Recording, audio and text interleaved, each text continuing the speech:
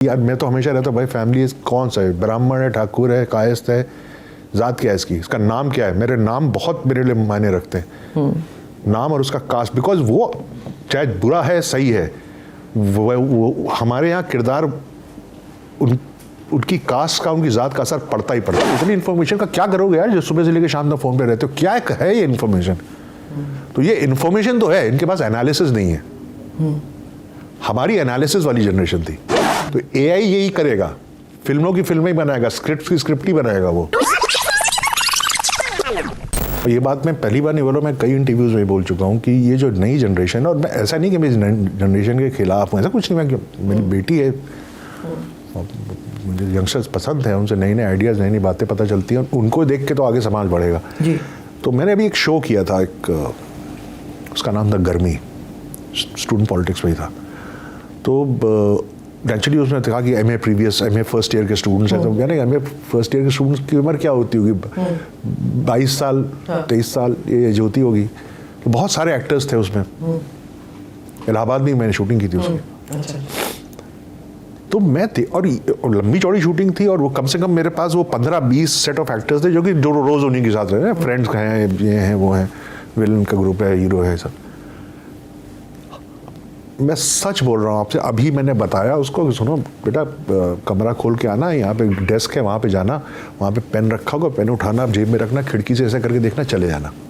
ये डायरेक्ट किया, okay ready, अभी बताया, हाँ 5 सेकंड हुए बताए हुए, एक्शन, दरवाजा, भूल गया। और ये कम से कम कई बार हुआ मेरे साथ। क्योंकि सीक्वेंस नहीं आता था, कॉन्सेंट्रेशन ही नहीं उनका, वो सुन ही नहीं मेरी बात, या तो सुन रहे हैं और 5 सेकंड बाद भूल जा रहे हैं।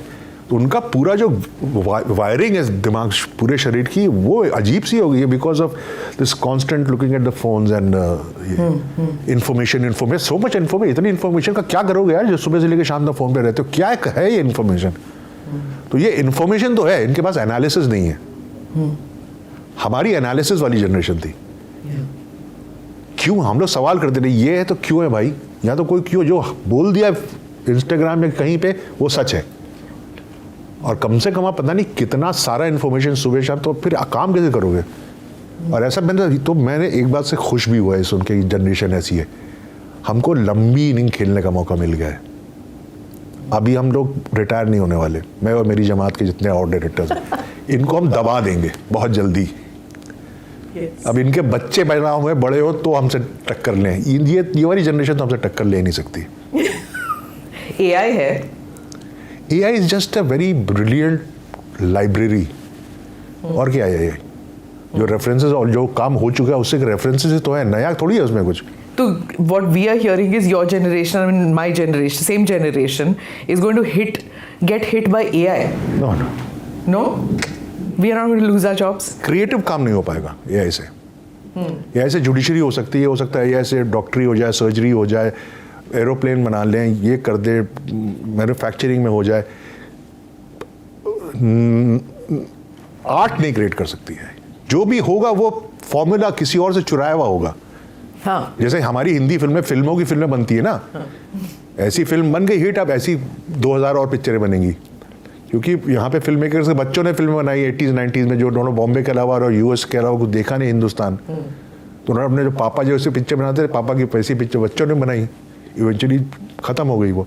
तो AI यही करेगा, फिल्मों की फिल्में ही बनाएगा, स्क्रिप्ट की स्क्रिप्ट ही बनाएगा वो। हमारे यहाँ फिल्में इतनी शैलो बनती है ना कि अगर कोई भी डायरेक्टर थोड़ा सा लेयर्ड फिल्म लेके आए तो कहते हैं यार इसको पॉलिटिक्स की समझ अच्छी है। अरे पॉलिटिक्स की समझ अच्छी नहीं, जिंदगी की समझ अच्छी है यार। तो यहाँ पे तो कुछ भी होते, फैमिली है, कोई पता नहीं कौन सी फैमिली। यार मैं तो हमेशा रहता भाई फैमिली कौन सा है, ब्राह्मण है, ठाकुर है, कायस्थ है, जात क्या है इसकी, इसका नाम क्या है। मेरे नाम बहुत मेरे लिए मायने रखते हैं, नाम और उसका कास्ट, बिकॉज वो चाहे बुरा है सही है, वो हमारे यहाँ किरदार उनकी कास्ट का, उनकी जात का असर पड़ता ही पड़ता है। But this is because you are the Ganga तट का लड़का। I mean otherwise यहाँ पे देखो आप बॉम्बे में फिर सिंघानिया सार सेट होगा हमेशा। बिल्कुल मालूम नहीं है ना उनको। बॉम्बे के बाहर दुनिया अलग है, इनको लगता है बॉम्बे ही दुनिया है। प्रॉब्लम ये है, और सबसे बड़ी प्रॉब्लम कि हिंदी फिल्में बॉम्बे में बन रही, क्यों बन रही है यहाँ बॉम्बे में। It's not a Hindi speaking area. वो तो एक पॉलिटिकल कंडीशन ऐसी थी और एक समाज का हिस्टोरिकली ऐसा हुआ था just after the world war, यहाँ सब लोग आ रहे थे पैसा कमाने, और वर्ल्ड वॉर के टाइम हिंदी फिल्में बहुत चली बिकॉज वेस्टर्न फिल्में आ नहीं रही थी बिकॉज ऑफ द वॉर। तो हिंदी बहुत कितने 250 स्टूडियो हो गए थे बॉम्बे में उस वक्त, आपको मालूम है, वर्ल्ड वॉर के टाइम।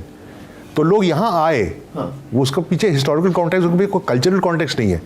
इसीलिए हमारी हिंदी फिल्में कभी हिंदी लिटरेचर में नहीं बनी, गिनी चुनी 4-5 बनी है बस। हॉलीवुड के 90% फिल्में जो हैं वो नॉवेल्स पे हैं। 90% बोल रहा हूँ आप, कोई भी फिल्म क्लासिक उठा के दिए बेस्ड ऑन अ नॉवल।